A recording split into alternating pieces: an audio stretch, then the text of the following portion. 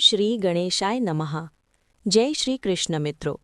આજે આપણે સાંભળીશું હનુમાનજીના 12 નામનો મહિમા.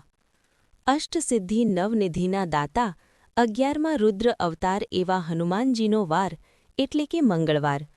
માન્યતા અનુસાર માતા સીતાએ કલયુગના સૌથી પ્રભાવશાળી દેવતાઓમાં એક હનુમાનજીને તેમની ભક્તિ જોઈને તેમને અમરતાનું વરદાન આપ્યું હતું.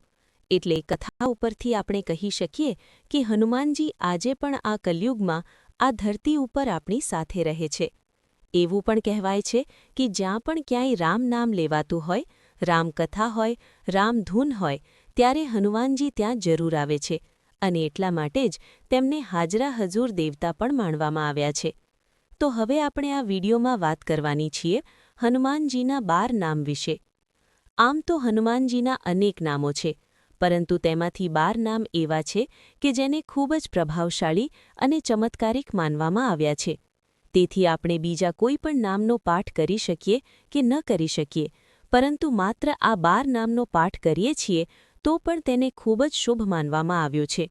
એટલા માટે આ 12 નામ કયા છે તથા તેનો મંત્ર શું છે અને તેનો અર્થ શું થાય તે હું આપને આ વિડીયોમાં જણાવવાનો છું.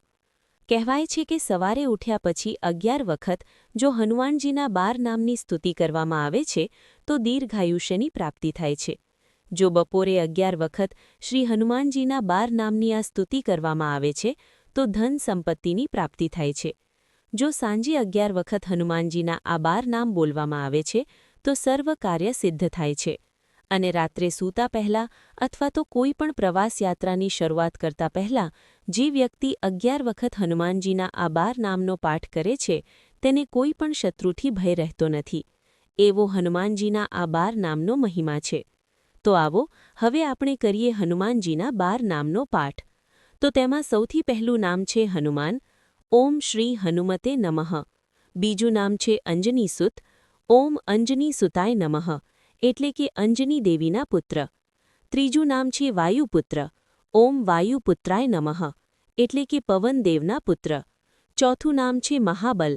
ઓમ મહાબલાય નમઃ, એટલે કે જેમની પાસે પ્રચંડ શક્તિ છે, પ્રચંડ સામર્થ્ય છે એવા દેવ. પાંચમું નામ છે રામેષ્ઠ. ઓમ રામેષ્ઠાય નમઃ, એટલે કે જે શ્રીરામને પ્રિય છે એવા. છઠ્ઠું નામ છે ફાલ્ગુન સખા. ઓમ ફાલ્ગુન સખાય નમઃ, એટલે કે જેઓ અર્જુનના મિત્ર છે એવા. સાતમું નામ છે પિંગાક્ષ. ઓમ પિંગાક્ષાય નમઃ, એટલે કે જેમની આંખો લાલ અને સોનેરી છે એવા. આઠમું નામ છે અમિત વિક્રમ. ઓમ અમિત વિક્રમાય નમઃ, એટલે કે જેમની વીરતા અથાક અને અપાર છે એવા દેવ. નવમું નામ છે ઉદધિક્રમણ. ઓમ ઉદધિક્રમણાય નમઃ, એટલે કે એક જ છલાંગમાં જે સમુદ્રને પાર કરે છે એવા દેવ. 10મું નામ છે સીતા શોક વિનાશન.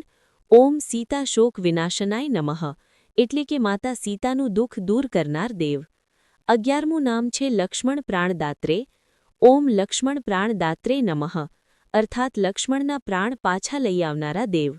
12મું નામ છે દશગ્રીવ દર્પઃ. ઓમ દશગ્રીવસ્ય દર્પાય નમઃ, એટલે કે 10 માથાવાળા રાક્ષસના ઘમંડનો નાશ કરનાર દેવ. આ રીતે હનુમાનજીના 12 નામ છે.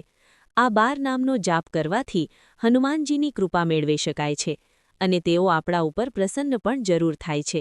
ભગવાન શ્રી રામની પણ કૃપા બને છે અને આ જીવનમાં સુખ સમૃદ્ધિની પ્રાપ્તિ થાય છે.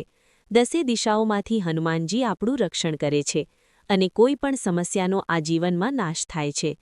હનુમાનજીની પૂજા અને ઉપાસના કરવાથી તેમની કૃપા મેળવી શકાય છે. જીવનમાં કોઈ પણ પ્રકારની પરેશાનીઓથી બચી શકાય છે અને હનુમાનજીને એટલા માટે જ સંકટમોચન કહેવામાં આવ્યા છે, એટલે કે આપણને દરેક સંકટોમાંથી દૂર કરે છે. જે લોકોની કુંડળીમાં શનિ અશુભ સ્થાનમાં હોય અથવા તો શનિની સાડાસાતી ઢૈયા ચાલી રહેતી હોય કે પછી બીજો કોઈ પણ શનિ દોષ હોય, ત્યારે જો હનુમાનજીની ઉપાસના કરવામાં આવે છે ત્યારે તે આપણો તે શનિ દોષ પણ હનુમાનજી દૂર કરે છે. એટલે કે ટૂંકમાં કહીએ તો શનિ ગ્રહ સંબંધિત સમસ્યાઓ હનુમાનજી આપણી દૂર કરી દે છે.